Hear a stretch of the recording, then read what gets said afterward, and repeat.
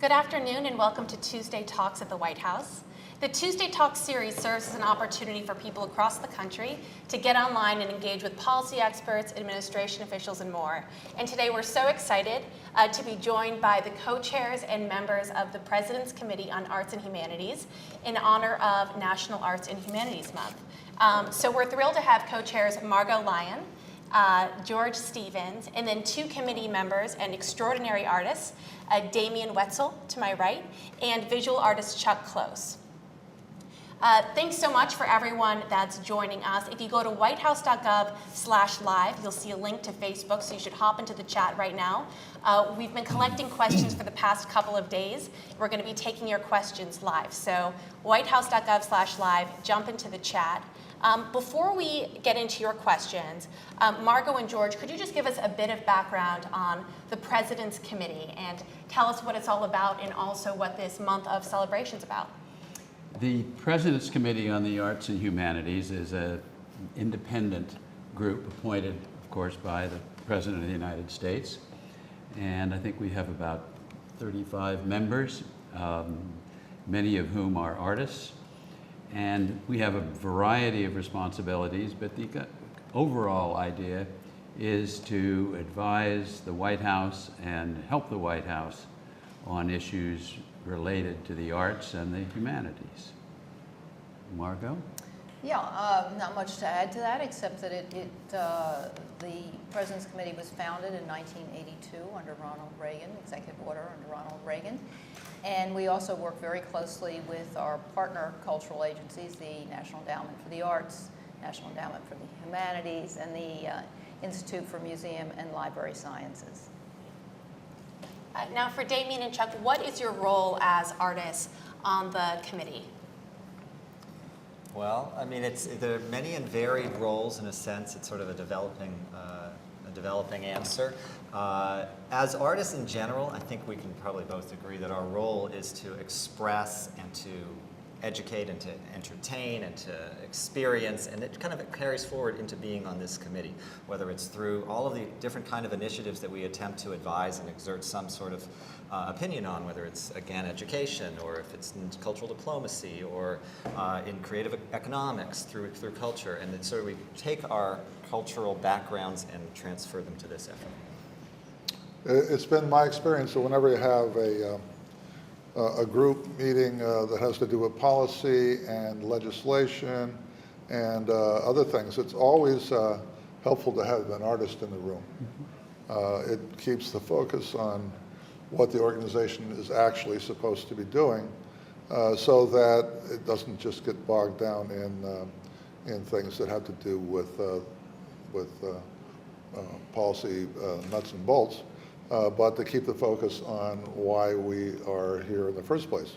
And from my point of view, the reason we're here is we have a world in which the arts have been pushed to the side and trivialized, and within the school system, it's as true as in almost any other institution.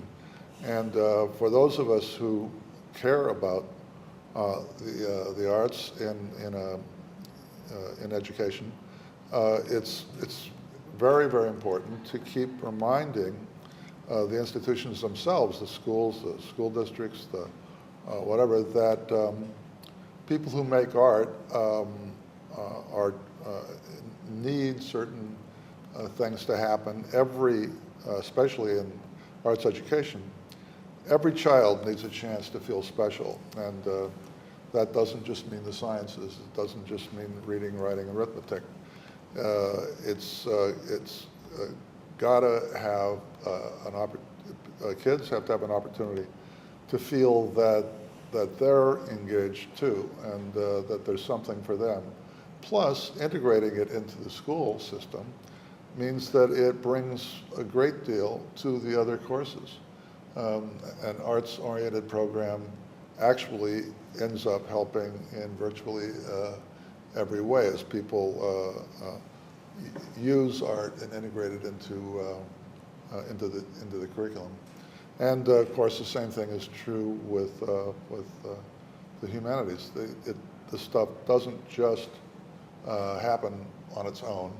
It needs to be jump-started, and it needs to be nurtured, and you have to bring an awareness of the value of this to our society, and make sure it's there. Great, so we have a very active live chat happening. Go to whitehouse.gov/live where you'll see a link to jump into the Facebook chat. We're getting a lot of great questions. I'm going to kick things off with a question that comes from Tesa Janste Taglo. Pardon me for not pronouncing your name correctly, potentially. So the question is, how can this committee help ensure arts education becomes a priority for all public school systems? Damian.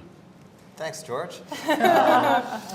Well, there's a variety of ways. I mean, Chuck really laid out the case for advocacy as far as a role for artists on this committee to take this opportunity to, on a national level, express the belief and make the case for how the arts contribute to education and how the arts contribute to all of the things that perhaps in the arts community we take for granted, but maybe not so clear across the board in this country. So that is a very defined role. So as far as arts education specifically, we are making that case, whether it's with the Department of Education or in our daily lives as committee members, as artists.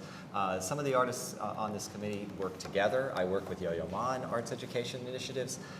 Chuck works in New York already in studios in the schools for many years. There's a lot of history here which we put together in this context, though, and draw on the other assets of the committee and on the willingness in this day and age to engage and to reform education, and the arts are obviously a meaningful part of it, but the case needs to be made in a very cogent way. And I'd like to, George and I were very privileged during the President's campaign to co-chair the Arts Policy Committee, and one of the most important points that was part of the platform there was to look into, explore the idea of an artist's core. And that is what we are actually doing right now. Our wonderful executive director, Rachel Gosselin, has done an amazing job this past year, doing an enormous amount of research with a terrific consultant. And we are now just looking at the results of that research, and we'll make a judgment as to what are the best steps that we can take to move ahead to make sure that arts are in the public schools and integrated into the curriculum, as Chuck was saying, and as Damian, I know, has worked closely with Yo-Yo Ma doing. So we're on the case. So this question comes from Bob Lynch. Americans for the Arts have also gathered a number of questions. Guys everywhere. Bob has submitted the following question. He wants to know, the President's Committee has many members who provide great public leadership. How do you think the committee's members can best support arts education and the importance of a well-rounded education at the state and local level? Well, I think the thing that we've sort of focused on in our committee is how can we identify existing programs that have worked well? And we don't have time. It's not a laboratory. We can't design a program and see if it works. We've got to hit the ground running, and in order to do that, we've been evaluating and studying approaches that have been used all over the country, and let them be models for us to advance as a possible pilot program. We could put things in schools in the Midwest that actually work in New York, or vice versa. And I think that's, we have systems that are working extremely well. And we just need to be able to explain to other groups, other constituencies and other entities that they can adopt and adapt these programs to their own special situation and their own needs. And we don't really have to reinvent the wheel. We just need to change a tire or two. Now, if you're just joining the chat, go to whitehouse.gov/live. There's a very active discussion happening on Facebook. We got a great question from Mary Angelo, and she wants to know, what plans does the government and NEA have for helping fund this generation's new and emerging artists who have been hit particularly hard by the recession? Well, in terms of the NEA, we're not actually privy to right now what their plans are, but I happen to know the head of the NEA pretty well. I worked with him for 21 years, and Rocco Landesman, and I know, I can't speak for Chairman Leach, but I know this is a concern of Rocco's and an interest of Rocco's. It certainly was when he was a producer on Broadway. But as for specifics, you know, I don't have them, and can't speak any more. I think clearly than that. we have an opportunity to come up with programs that really address the needs of emerging artists and artists who are working artists, older, overlooked artists, and put them into a role in the educational system that takes advantage of their enthusiasm, their youth, or their experience and skills, and place them into schools in a kind of updated WPA style, put an artist to work and let him or her have impact on the school system. One of the things that when we were talking earlier about, when we first got started, we were thinking about, you know, what the stimulus funds do. Well, I said that artists are shovel ready. You know, give us a little bit of money and we can go get something going immediately, and we'll have maximum impact in a minute. And if one of the models that I think is incredibly important is Studio in a School, which is in New York City, and it's Agnes Martin, a wonderful philanthropist and former head of the board of the Museum of Modern Art, was appalled in the 70s when art and music was taken out of the school system, and took it upon herself, and I was one of the members of her board and have been all along, to find a way to put artists into the schools. Artists who don't have teaching credentials, don't have degrees in education, but have a great deal of experience in art. And this has been an incredibly successful program. We've been in over 200 schools in New York City, and the results could make you cry. It's just amazing what happens when an artist from this program is injected into a school. And it also takes the form of educating interested teachers who are a regular part of the school, and brings them along, first as assistants, and then to get them to the point where they actually can keep the thing going once the artist leaves the school and goes somewhere else. There's all kinds of ways to do that, but what you want to do is have the maximum impact, and inject it in at the moment when it will have the greatest influence. I'd also like to add to that the teaching artists that you're referring to are in our thinking that Damian spoke about and Chuck spoke about for the artist core.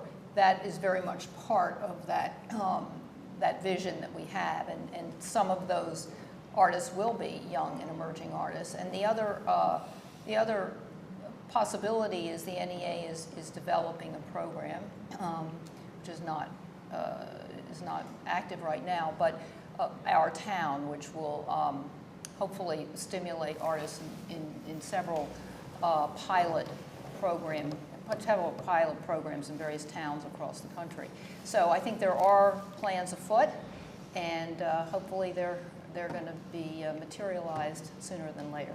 Yeah, I would add to that, again, not speaking for the NEA, like as Margo said, but you know, Our Town grows out of Art Works, Rocco's whole emphasis on the fact that art does work. It works in education, as Chuck pointed out so beautifully just now. It works in community development, works in economics, and there are ways that can answer that question that is part of our belief system to try and advance, to say this is what the arts can do. It is not an isolated thing that goes on, and there's a reality that this is an opinion that has to be, it's a conversation that has to be had to show how the arts can do these things. Just the way Chuck described how artists can go into the schools and leave them in a different state than when they arrived. It's not just an instant thing where so there's this one moment and art happens and it's over. No, teachers are educated as well.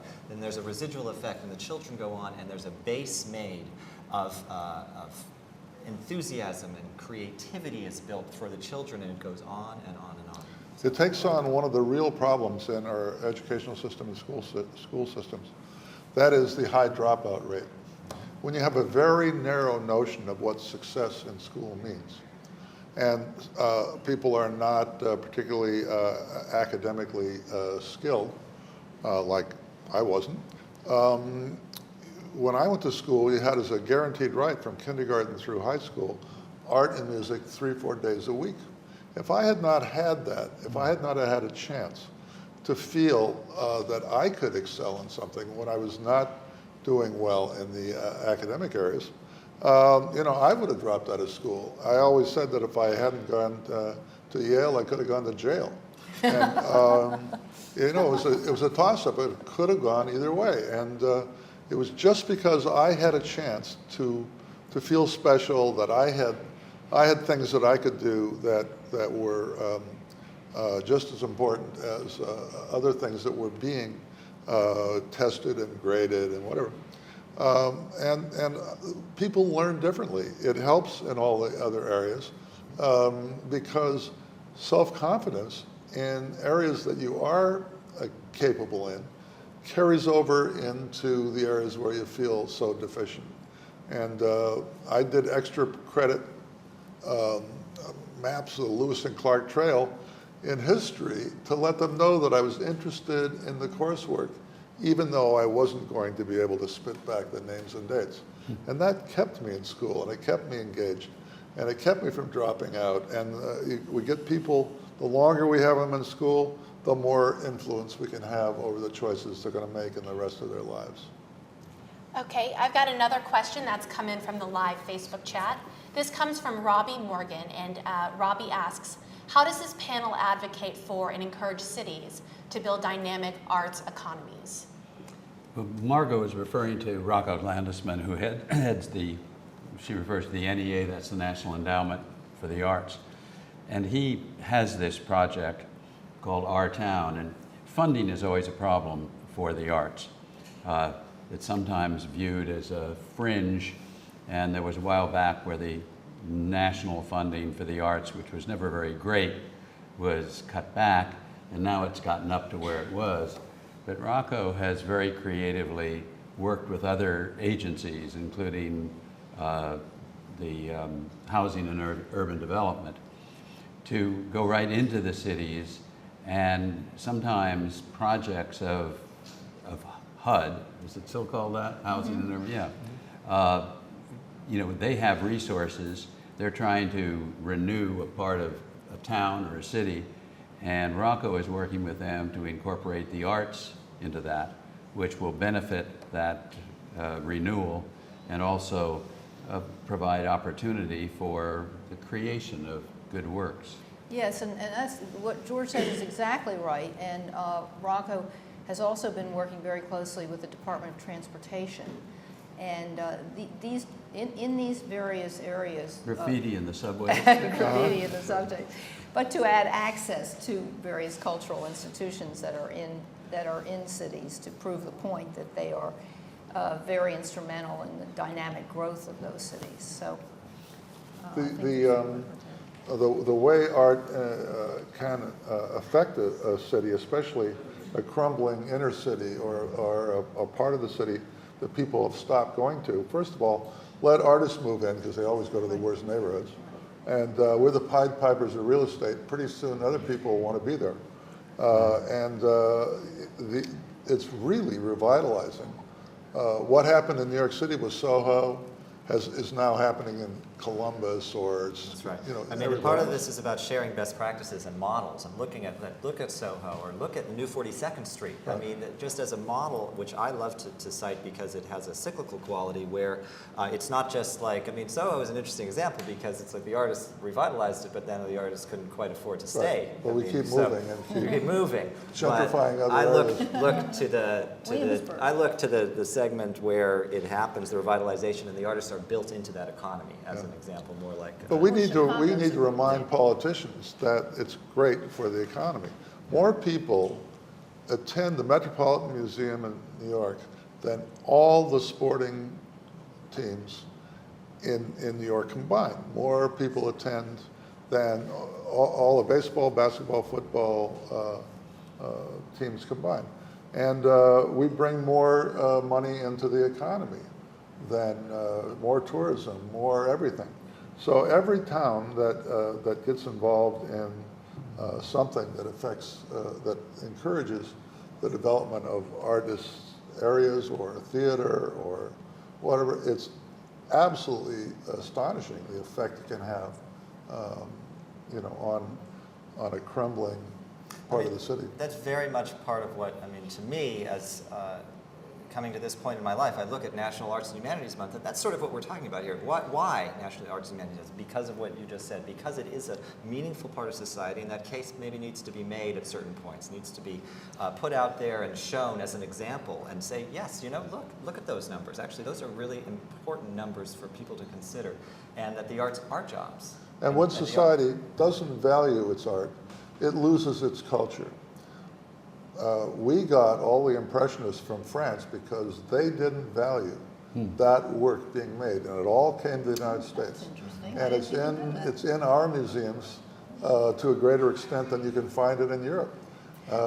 This is we have to respect the traditions and conventions of the arts and the role that they have played in our culture. Not only what they can play, but what they have accomplished. And it is our national identity. We don't remember who the mayor of Florence was, but we know Michelangelo was there or Leonardo was there. Artists tend to define the culture. And I think, just going back to that's absolutely true, of course, Chuck. I didn't know that about the Impressionists, by the way.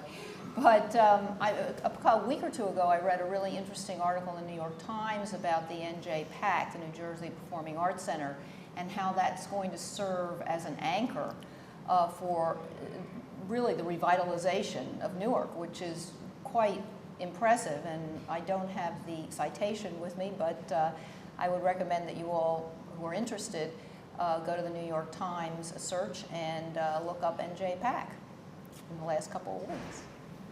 Okay, I've got another question. If you're just joining us, go to whitehouse.gov/live. There's a link to Facebook where there's a very active chat. I have a question from Trish Popour. She's with Virginians for the Arts. And her question is, increasingly, studies like the 2010 IBM Global Study of CEOs list creativity as the most essential characteristic needed by corporations to compete in the global economy. How can America foster STEAM, science, technology, engineering, arts, math, not just STEM, to capture the value of arts education which fosters creativity among youth? Well, I think what Chuck Close was talking about a few moments ago is, artists being in the schools, they are, every day they get up thinking creatively and they stimulate children. Picasso, I think it was, said that every child is an artist. The problem is, how do you remain one when you grow up? Mm-hmm. And I think nourishing that is a way to really enlarge the creativity of our population. There's a problem in our culture altogether that we are much too interested in problem solving and not interested enough in problem creation. Everyone's trying to solve the same problems, and conventional wisdom and ordinary thinking tends to rule in corporations and businesses and in every walk of life. A creative approach says, what kind of interesting question can I ask myself? And once I've asked myself an interesting enough question, I'll come up with a personal and an idiosyncratic answer.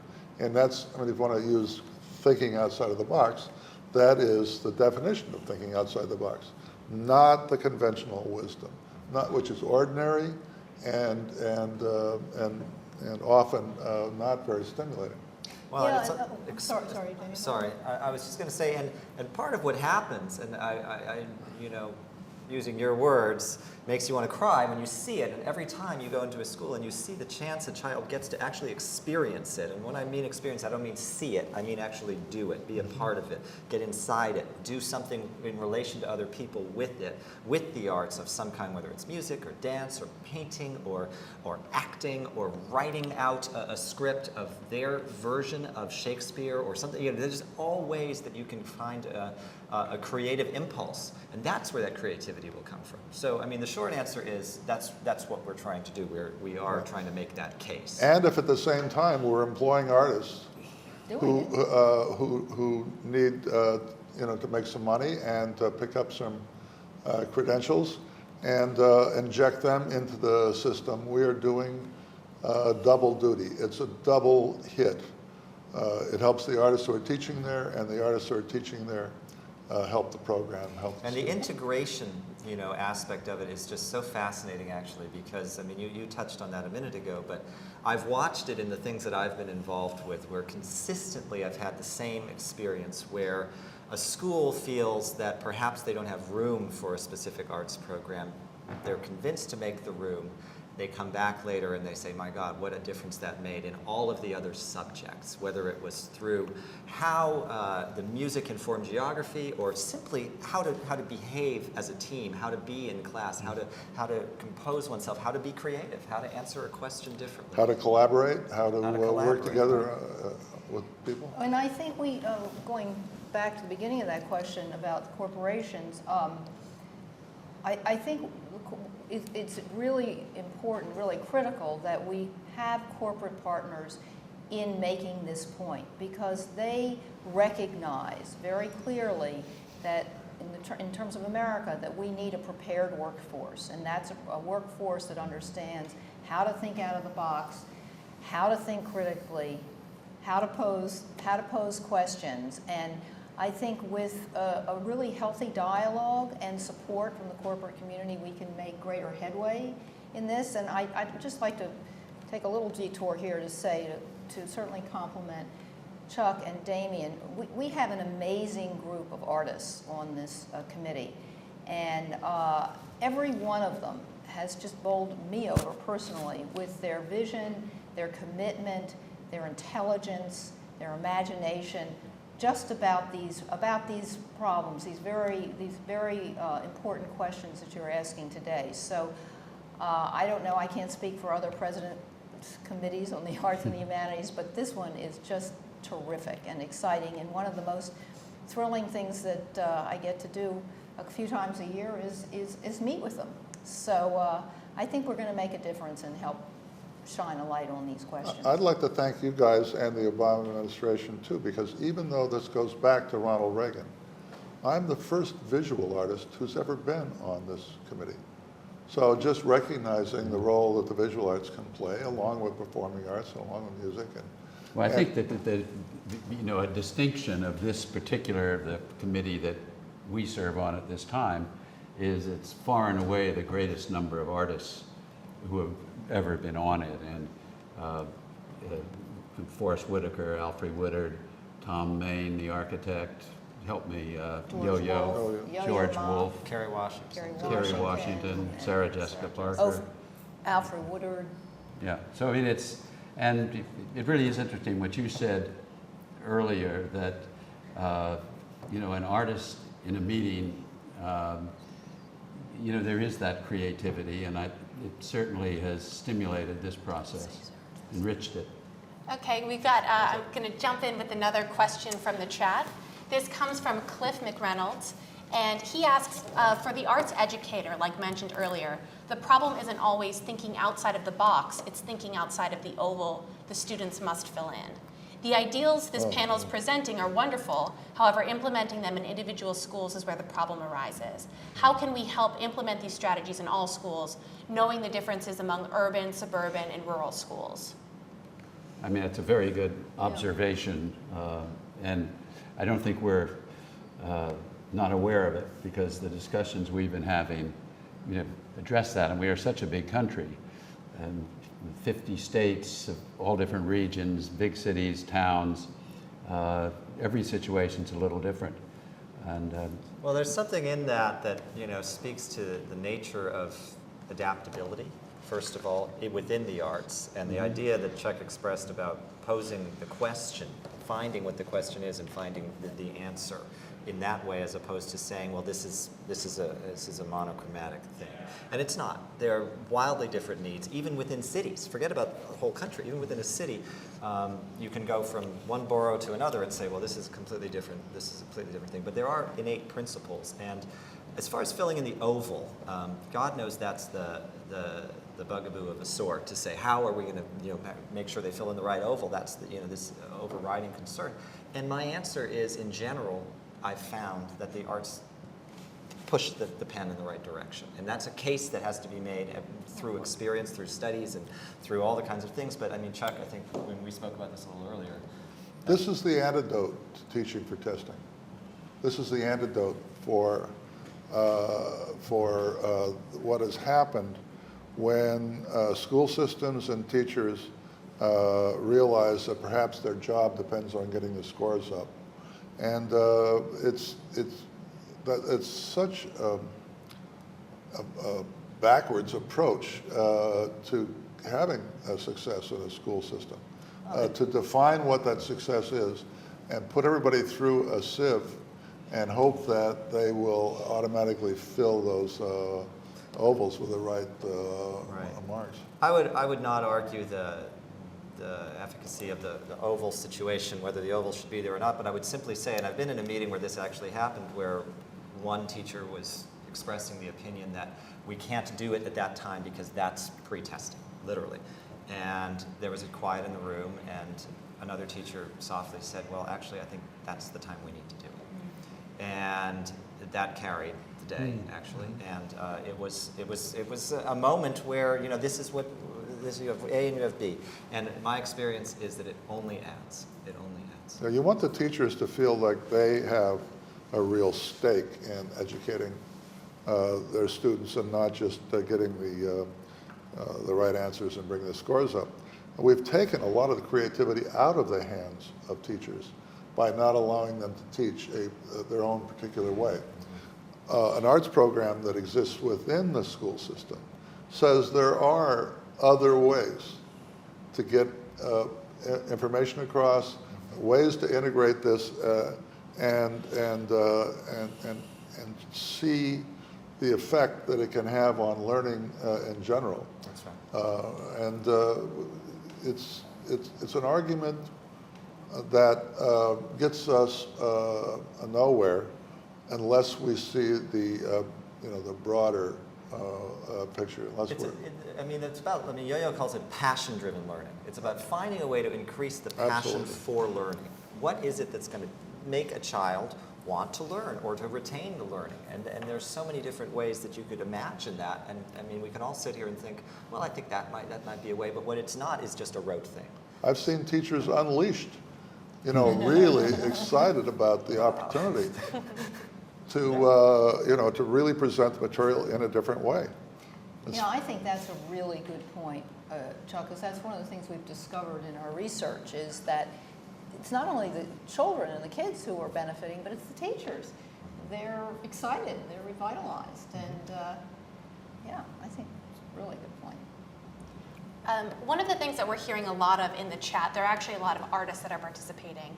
Artists like Pamela Ruby Russell and Nancy Tarr that are asking, they're artists, they're excited about this committee, and they want to get involved and dedicate their energy to the work that you're doing.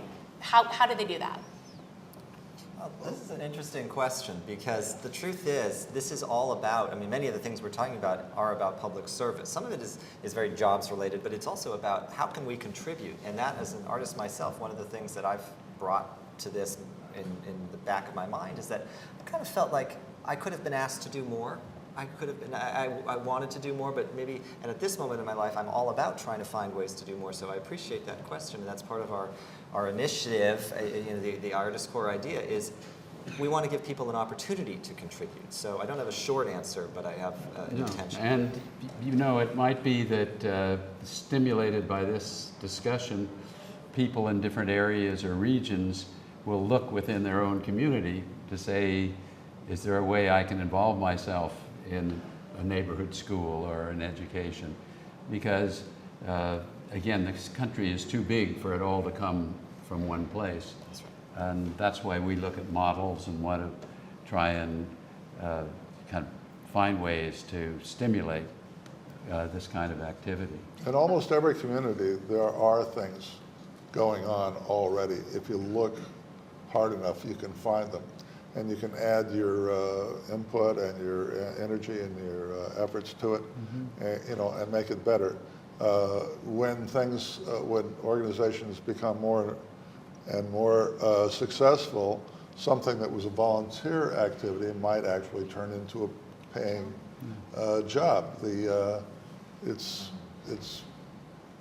just invention. I used to enjoy greatly going to the Kennedy Center when the New York City Ballet would come and see Damian dance, which is just a breathtaking experience. He's one of the great dancers of our era. And one night we had dinner afterwards, and I said, what's going on? He says, I've applied to the Kennedy School at Harvard. You know, so here was an artist looking for another way to involve himself in the life of the country. And I don't think I'm telling any secrets. He's now teaching a course at Harvard and working on the President's Committee. So, I mean, I just cite that as an example for people around the country who would like to make a difference. You might just have to look and seek your own opportunity. But hopefully we'll also have things in place soon Yes. that people will be able to go to and see, you know, what we're offering. At this point, we haven't actually implemented a lot of the things that we've talked about, and so that's the next phase. And people out there, all the people who are twittering and tweeting and logging in and all that stuff, keep in touch, because there should be real information about real programs soon. And I'd like to, on that point, Chuck, I'd like to just say that, you know, every year we give awards. Actually, this year we have a new name for those awards, the National Arts and Humanities Youth Programs Awards. And if you go onto our site, or if you probably just check, if you Google those, you can get the names of programs that have been awarded, have received awards from us, where you, in your area, where you might want to contact and contribute time and serve. And you know, we have many people who are nominated, or organizations that are nominated for these awards. So, and so many of them are worthy. So I agree with Damian and Chuck and George that if you dig, you can find them. And it's wonderful that you've asked that question. And you know, we're trying to build a movement here, and you all are important to that movement. We've got another question from the chat. This comes from Sarah Roosh. She asks, on behalf of the Cultural Policy Planning class at Brown University, what does the President's Committee do to shape cultural policy and support policy weaklings? Policy weaklings? Policy weaklings. Policy weaklings, does that mean? Cultural policy and policy weaklings. So potentially weakness in policy. I see. Damian.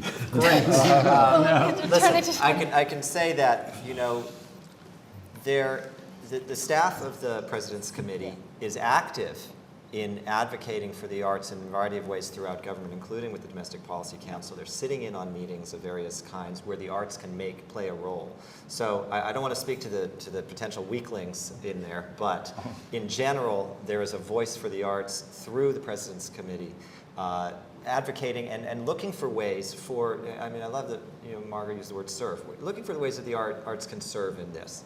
Because I do think that there's a dynamic that perhaps should be addressed in this. It's not about what the arts can get, it's about what the arts can give.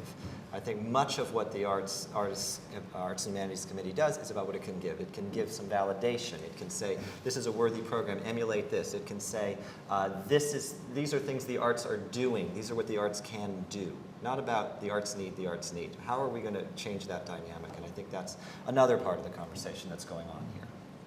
Yeah. I mean, like like the National Endowment that George was speaking about in their relationship with HUD, our committee, I think this administration is characterized by trying to build bridges of communication between departments and agencies, and as Damian said, even with the Domestic Policy Council in the White House. So we are doing that, and I don't think so far we've found any weak links, but we'll keep looking and get rid of them if we do find them. The National Endowment for the Arts actually grew more under Republicans and came about with a Republican administration. And the arts used to enjoy real, broad, bipartisan support. And I would hope that in a world now that is so polarized, on which we can't agree on anything, that there might be a way to put these programs out in such a way that it could garner some bipartisan support, because it's going to help every community. It's going to help in the red states. It's going to help in the blue states. And the National Endowment for the Arts a number of years ago really reached out and tried to make sure that there were programs in every state. So all of a sudden, quilt makers in Arkansas were part of the dialogue and were helped by the National Endowments for the Arts. And I think we need to stress that this is good, not only for society in general, but it's good in an important local way, irrespective of the politics of the community. Yeah, and jumping off from that, one thing that we learned in our research, our roundtable with a lot of state arts agencies, is for those of you who are involved in schools that are in this conversation, PTAs are really important. If you can prove to your PTA that the arts courses that your children have had, or that have really changed, their attendance at school, their interest in school, and ignited something in them, that will make a difference. So I encourage you to do that, to really try and involve your parents in your communities in the experience your children have had in schools. Okay, I've got, this will be our last question. This is specifically to Chuck, and it's from Art Beyond Sight. They sent this over. We work to connect museums with teen and young adults with disabilities that contemplate careers in the arts. For years, you've been a role model for artists, and more recently for artists with disabilities. Who are your role models? Ooh. Well, what are my role models? Well, I mean, just people that I know that function, in the world in a real way, that hit the ground running and try and make change happen. And there are tons of people out there that I've met in the various. I'm on 11 boards. I work with for people with disabilities. I work with spinal cord injured people. I work for stem cell stuff. I work in education, and I work with boards that deal with funding of artists and emerging artists. And the common denominator is that certain people, the role models, the people I respect the most that I've worked with on these boards, are the people who look out and say, what is it that is needed, and how can we do something that will make a difference? One thing that I've been talking to one of the boards about, there was a lot of talk about immigrants and stuff like that, and they've been demonized. In parts of Brooklyn, there are Russian violinists who had incredible credentials in their home country, who are now working in delis. They don't have an opportunity to work with their craft or to teach it. Wouldn't it be great to put those violinists into the school system and let them teach music? But they don't have the credentials to do it. They don't have the degree in education. They probably couldn't pass some of the language requirements, but they'll get the information across. So wouldn't it be better to look at the immigrant population as people who could really be integrated into our society in a meaningful way, and bring the skills and the sets that they brought with them from wherever they are? Same thing could happen in the culinary arts. The same thing could happen in all kinds of areas. But when you think about what's out there and how it can be used and how it can be incorporated, it just will make society stronger. Well, I want to thank Margo, George, Damian, and Chuck so much for engaging in what was a very lively conversation. If any of you want to make a closing remark, or else we'll wrap things up. I thought Chuck gave us a beautiful closing Chuck did. remark. Chuck gave us. I just wanted to open up the opportunity. What do they say? You got the last word. He got the last word. So, as was mentioned earlier, tomorrow, First Lady Michelle Obama, who's the honorary chair of the President's Committee on the Arts and Humanities, is hosting the Youth Program Awards. It will be live streamed on whitehouse.gov/live at 11 a.m. tomorrow. So be sure to tune in. And thank you to everyone that participated in the chat. And we look forward to seeing you next Tuesday for a Tuesday Talk. Thank you. Thank you. Thank you.